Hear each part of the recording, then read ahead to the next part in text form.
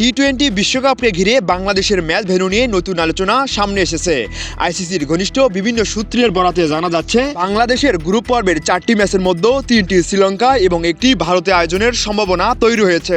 সূত্রগুলো বলছে, আইসিসির প্রেসিডেন্ট জয় শাহকে বিভিন্নভাবে বোঝানোর চেষ্টা চললেও ভারতের পক্ষ থেকে বাংলাদেশে অত্যন্ত একটি ম্যাচ ভারতের মাটিতে আয়োজনের ব্যাপারে অনড় অবস্থান নেওয়া হয়েছে। সেই ম্যাচটি ভারতের চেন্নাই স্টেডিয়ামে অনুষ্ঠিত হতে পারে বলেও আলোচনা চলছে। এদিকে বাকি গ্রুপ পর্বের ম্যাচগুলো শ্রীলঙ্কায় আয়োজনের বিষয়ে প্রাথমিকভাবে সম্মতির ইঙ্গিত মিললেও নক আউট পর্ব নিয়ে রয়েছে কড়া শর্ত। আইসিসি ও বিসিসিআই সূত্র অনুযায়ী বাংলাদেশ যদি সুপার 8-এ পৌঁছায় তাহলে এই পরের ম্যাচগুলো ভারতে খেলতে হবে। একইভাবে বাংলাদেশ যদি সেমিফাইনাল বা ফাইনালে ওঠে সেক্ষেত্রেও ভারতের মাটিতেই ম্যাচ আয়োজনের শর্ত জুড়ে দেওয়া হয়েছে। তবে এসব প্রস্তাব এখনও আনুষ্ঠানিকভাবে গ্রহণ করেনি বাংলাদেশ ক্রিকেট বোর্ড বিসিবি।